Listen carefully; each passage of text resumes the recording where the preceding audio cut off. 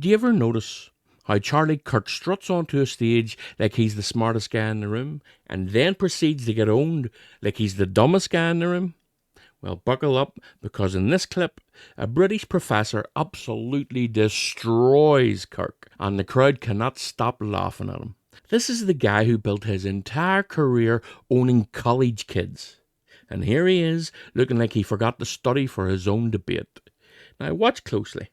Every time Kirk tries to flex with one of his gotcha lines, the professor swats it away and the audience erupts in laughter. It's brutal, it's hilarious, and it's the kind of meltdown MAGA wishes we wouldn't replay over and over.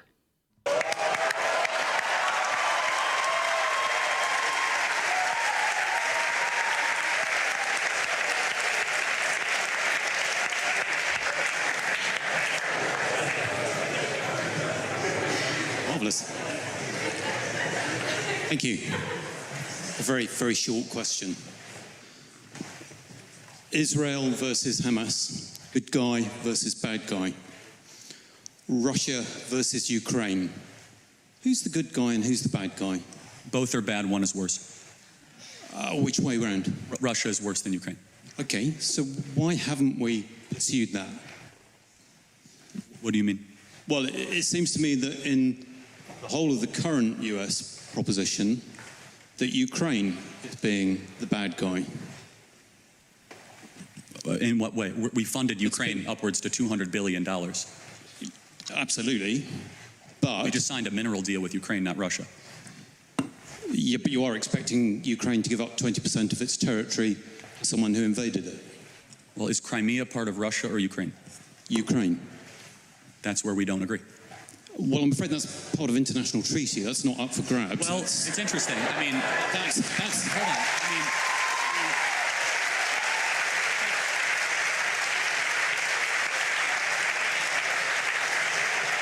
even Zelensky has said he's willing to give up Ukraine. No. America signed the agreement that gave Ukraine Crimea. Right. When the Soviet Union ended. Right. It was done. First of all, it never should have been done. It was largely ceremonial. But however, it was annexed under Obama. Yes, and it was a mistake. And it should be given back to Russia as a sign of good gesture to end this conflict. Okay. But who's currently controlling Crimea? Where was the Russian Navy headquartered in World War II? Where was the end of World War II? This is very important. I'm not doubting that. I'm just saying that if we're being logical on what has happened, that you are now arguing against that flow. And I don't understand it.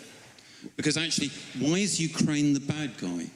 No, I said they're bad. They're not the bad guy. Yeah, well, you said they were both bad, but one was more bad. Correct, yes. So why is Ukraine bad? Well, there's a lot wrong with Ukraine. First of all, they're not a democracy.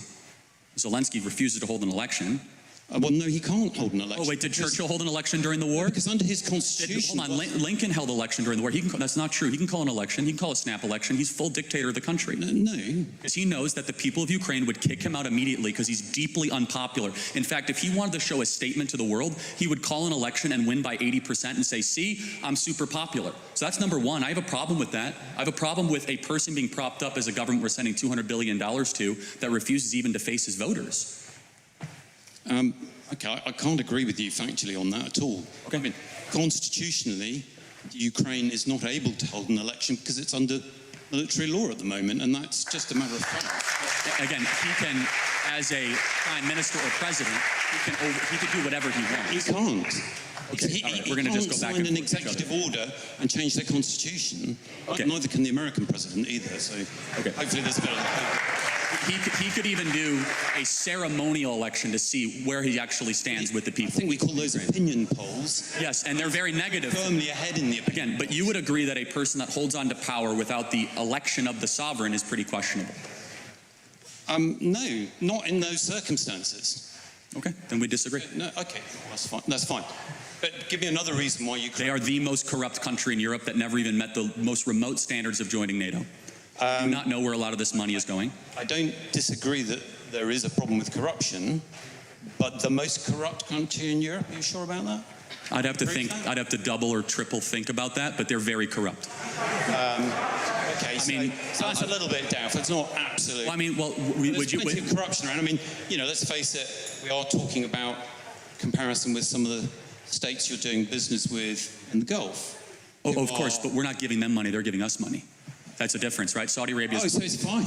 Well, hold on a second. It's morally acceptable to take money from corrupt people. Well, hold on. First of all, as far as morally acceptable, you do what's best in the benefit of your country. And so, for example, we were allied with Russia during the Second World War, and I'm glad we were. And I would ask you, don't forget, how much money is too much money to send to Ukraine? We're at $200 billion right now. I don't think you have to send any more money to Ukraine. We agree. I think you have to agree to support them as a free country and perhaps sell them weapons, like you're very happy to sell weapons to less free countries. And I think Europe will pick up the slack, as we ought to. And I don't disagree with some of the comments about Europe not looking after its own security. I just don't get this approach, which was supposedly to end the war quickly, which now seems to be elongating it. And in doing so, it's throwing up a smokescreen of very variable facts, if they are facts at all, about how things occurred, which actually isn't helping things. And if people can't see that Putin is stalling, I agree with you. I think he might be stalling. And therefore, and I think even your president has acknowledged the fact that he thinks he might be stalling. That's correct. So we don't have a disagreement there. No, we don't. No, we just have a disagreement about the efficacy of tactics, and we don't know. And I'm willing to say we could be wrong. No. Oh well. Of course, you could be wrong in life. Yeah. I mean, we could all be wrong, but actually bringing that war to an end consistently actually isn't going very well. And I would just suggest to you that whatever tactics have been used are perhaps not the best, and they are certainly inconsistent with what's going on in the Middle East and how America has been treating parties in the Middle East. But I've had enough of your time. Fair. No, that's a fair contention. Thank you very much. Thank you very much indeed. Thank you. Now, if you want to see Kirk get destroyed again and by a kid, watch this video next. And there you have it. Charlie Kirk walked into a British university thinking he was going to lecture the professor, and instead got turned into the class clown. The professor didn't just answer his nonsense, he dismantled it, fact by fact, while the crowd laughed harder every time Kirk opened his daft mouth. By the end, Kirk's big debate strategy was reduced to the intellectual equivalent of, "Nuh-uh, you're wrong." The man got schooled so hard you can practically hear his Turning Point donors asking for a refund. So what do you think? Was this Kirk's most humiliating public roasting yet? Or just one more addition to a long highlight reel of his absolute failures? Anyway, if you want to see more stories like this, click on one of these videos. And please like, subscribe, and leave a comment below. It helps with the algorithm. Thanks for being here, and I'll see you in the next one.